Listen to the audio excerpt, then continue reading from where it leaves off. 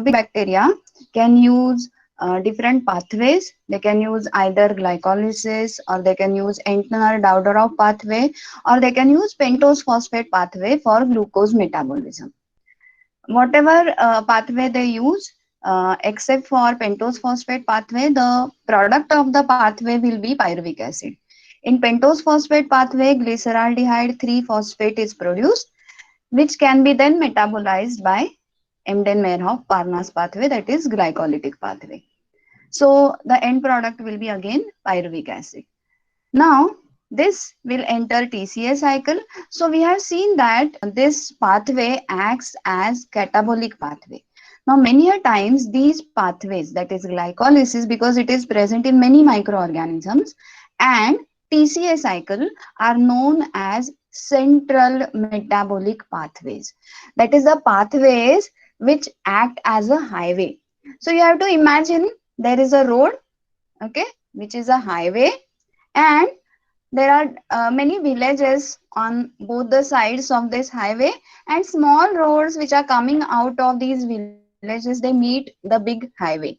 So it is a similar situation.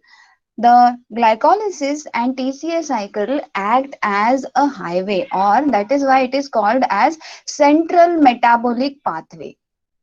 And many other pathways will produce metabolites which can be then further metabolized through these pathways, which are called as central pathways. So today we are going to see how TCA cycle functions as amphibolic pathway. Now let us first see the overview of TCA cycle. We have seen this in the previous lecture. So we have seen that in TCA cycle, pyruvic acid is first converted to acetyl coenzyme A by the action of pyruvate dehydrogenase.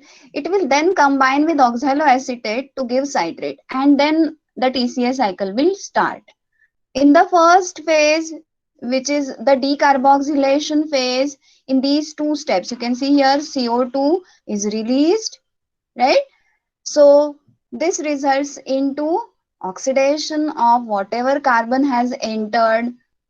In addition to this, the hydrogens which are associated with this, they are removed in various steps by the action of dehydrogenases to produce NADH plus H plus, and then by substrate level phosphorylation GTP is produced, FADH2 is produced. FAD acts as prosthetic group of succinate dehydrogenase. I have told you succinate dehydrogenase is a membrane integrated protein. It is inserted into the cell membrane. So with its active site facing the cytoplasm. So it has FAD as prosthetic group. The reaction takes place on FAD. So it is present at the active site and it is converted to FADH2. So this is a classical example of catabolic pathway. Catabolism involves breakdown of organic molecules which are used as substrate by the particular organism, okay, in the pathway. So the organic molecule will be oxidized. This oxidation releases energy. The energy is used to synthesize high energy compound. For example, GTP is synthesized in this pathway, and a reductant is produced. So you can see three molecules of NADH plus H plus and one FADH2. These two different types of reductants are produced in this pathway. So this is classical example of catabolic pathway. So you have understood what is catabolism. Now let us see what is the meaning of amphibolism. So you know what are amphibians. In zoology, you must have learned what are amphibians. So frogs are amphibians. Why are they called as amphibians? Because they can live on land as well as in water. So if it can exist in two different forms, types, it is called as, so that is the meaning of amphi, has some two functions. So TCA cycle is an amphibolic pathway. Meaning of amphibolic is it is catabolic pathway and also anabolic pathway. Now in previous slide I explained what is meaning of why TCA cycle is a catabolic pathway. Why is it called as anabolic pathway? Because in this particular cycle, various precursors are synthesized and they act as starting material for multiple anabolic pathways, which we will see in coming slides. So, catabolic pathway because degradation takes place, and anabolic pathway because biosynthesis of various biomolecules starts with metabolites which are synthesized in TCA cycle. So the biomolecules include carbohydrates, lipids, proteins and nucleic acids. So we are going to see how all these biomolecules can be degraded and how the metabolites produced by degradation finally enter TCA cycle.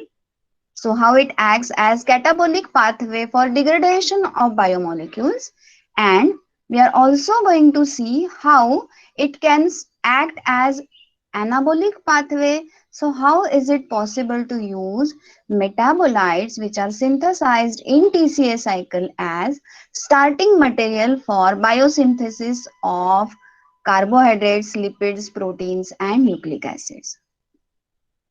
So citric acid cycle as amphibolic pathway, we are first going to see catabolism. So glucose which is produced, so if the organism is using polymers such as cellulose or starch or glycogen, these are made up of glucose. It can use other polymers also. For example, heteropolysaccharides such as hemicellulose is made up of mixture of sugars. Xylose is one of them. So, various pathways like EMP, HMP and ED pathway can result into production of, so here I have shown glucose which can be produced by degradation of polymers such as cellulose and starch which are made up of glucose subunits, or other sugars. For example, HMP, hexose monophosphate pathway, can act as catabolic pathway for sugars which are having 3 carbons, so trioses, 4 carbon sugars, that is tetroses, erythrose 4-phosphate is a tetrose, pentoses, that is 5 carbon sugars, hexoses like glucose or fructose, and heptoses such as pseudoheptulose. So all these sugars can be metabolized, they can directly enter into HMP. So they can be metabolized to produce glyceraldehyde 3-phosphate. So I have just shown multiple arrows here indicating that multiple intermediates are produced in between. Finally, they will result into production of pyruvic acid. By action of pyruvate dehydrogenase, it will be converted to acetyl coenzyme A, and then it will be metabolized through citric acid cycle to give CO2. So carbon that enters is oxidized and reductant is produced. So hence it is a catabolic pathway. In addition to this, GTP is synthesized by substrate level phosphorylation. So red arrows here indicate catabolic reactions. Now let us take some other example. So lipids, for example, triacyl glycerols, which are true lipids, are made up of glycerol and fatty acids. So lipase will cleave them into glycerol and fatty acids. Glycerol will enter here, it will be converted into dihydroxyacetone phosphate and will come follow all these reactions, will be converted to pyruvic acid. Fatty acids will be directly converted to acetyl coenzyme A, and that is how they will enter into TCA cycle. Amino acids, now 20 different amino acids are there. So proteins can be made up of these different amino acids. Different proteins will have combinations of different amino acids, but amino acids such as glutamine, arginine and proline, they are degraded to produce glutamate. Glutamate can be converted to alpha ketoglutarate and then it enters into TCA cycle. Other amino acids such as isoleucine, methionine, valine and Odd chain fatty acids can be converted to succinyl coenzyme A in multiple steps of reaction. Since every amino acid is having different structure, conversion of different amino acids to succinyl coenzyme A will follow different paths. But I am just telling you that this is the starting material, this is the end product. So succinyl CoA, which can be then metabolized via TCA cycle. Other amino acids such as aspargine will be converted to aspartate. Aspartate will be converted to oxaloacetate and it enters TCA cycle. Amino acids serine, glycine, cysteine, phenylalanine, tyrosine and tryptophan are converted to phosphoenol pyruvate. I have not shown the connection, but you know that PEP can be directly converted to pyruvic acid by single step reaction which is catalyzed by pyruvate kinase. So this is how these amino acids will enter TCA cycle. So this was about catabolism of carbohydrates, lipids, proteins take place using TCA cycle as central pathway for catabolism. Now anabolism. So I am going to show anabolic reaction by green arrows. Let us now see details of anabolic reactions. So the first reaction is conversion of citrate. So citrate is the first metabolite that is produced in TCA cycle, can act as precursor for synthesis of fatty acids and sterols like cholesterol. Or in plants, other sterols are present. Sterols are usually not present in bacteria. So in case of bacteria, sterols will not be there, but citrate acts as precursor for fatty acids. Fatty acids will be then converted to lipids. Phospholipids, which are present in bacterial membranes, they are made up of fatty acids and a glycerol backbone is there. Then glutamate, which is synthesized using alpha ketoglutarate, reversal of the reaction, catabolic reaction takes place. So alpha ketoglutarate getting converted to glutamate.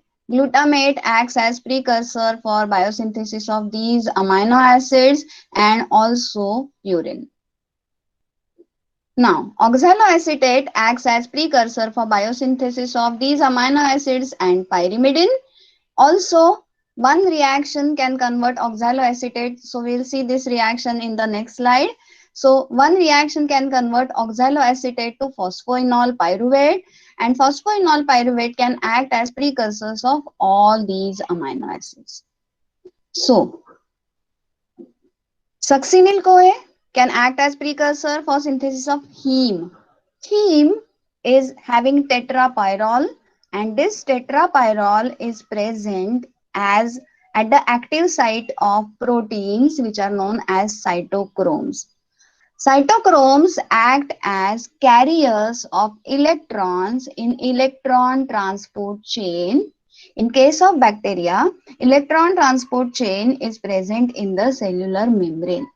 So these are proteins which are present in cell membrane. So heme is synthesized using succinyl CoA, and porphyrins also are synthesized using succinyl CoA as the starting material. Phosphoenol pyruvate, we are going to see one pathway which is known as gluconeogenesis. So phosphoenol pyruvate can act as starting material for synthesis of glucose. So this is how amino acids can be converted to phosphoenol pyruvate and then to glucose in a pathway which is known as gluconeogenesis. So I hope you have understood how TCA cycle functions as catabolic pathway for degradation of various biomolecules and how it acts as the anabolic pathway because various precursors like citrate, alpha ketoglutarate, succinyl CoA and oxaloacetate are synthesized in TCA cycle. Now, here we are going to discuss replenishing reactions or anaplerotic reactions. Now, what is the meaning of this? Let us go to the previous slide. Here, this is a cycle. Now, imagine if there is a wheel and you cut a part of a wheel. Will this now be called as a wheel? Yes, students, you cut a small segment of a wheel. No, No, ma'am. ma'am. TCA cycle, you are removing, for example, citrate for biosynthesis of fatty acids. How will the TCA cycle function? It will stop functioning. Similarly, if any of these metabolites, alpha ketoglutarate, succinyl CoA, or oxaloacetate, is removed for biosynthetic purposes, the cycle will stop functioning. This should not happen, and the cycle should continue because it is acting as amphibolic pathway and it is a very important metabolic pathway. So in order to allow the cycle to continue, the there are various reactions which are shown here, which act as a replenishing reaction. Whatever is being used up for biosynthetic purpose is regenerated in these reactions. So they are also called as refilling reactions or anaplerotic reactions. Now let us see all these reactions one by one. The first reaction is catalyzed by enzyme pyruvate carboxylase. The reaction is pyruvate plus bicarbonate plus ATP gives oxaloacetate plus ADP plus PI. Now, this reaction requires input of energy in form of ATP, but when the organism is growing actively on some source of nutrients such as glucose, it can easily produce ATP by glycolytic pathway, and hence ample ATP will be available. So oxaloacetate, which is being used for anabolic reactions, can be regenerated using this particular reaction. Next reaction is catalyzed by enzyme phosphoenol pyruvic acid or phosphoenol pyruvate carboxylase. So it acts on phosphoenol pyruvic acid. CO2 is reactant here plus H2O gives oxaloacetic acid plus inorganic phosphate.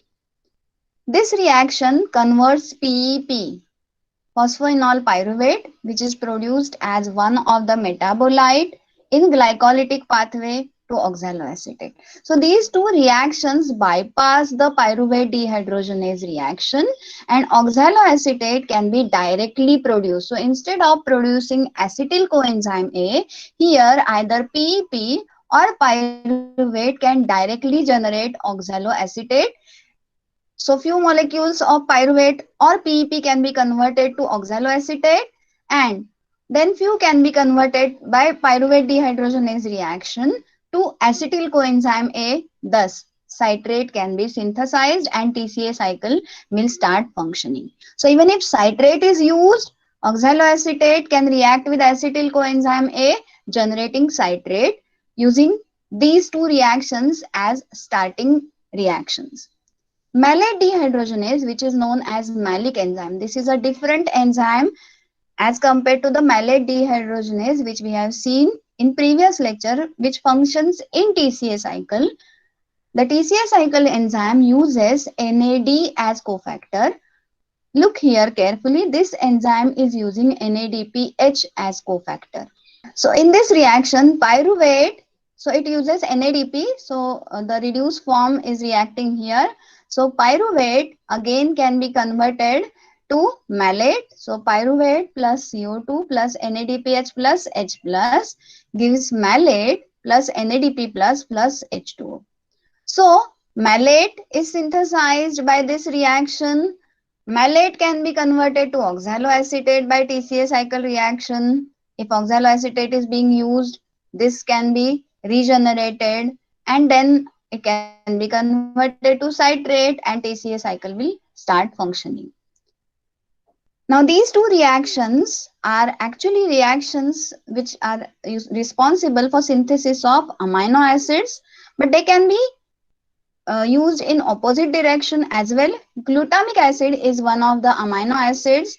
So glutamate plus oxaloacetate gives alpha ketoglutarate plus aspartate.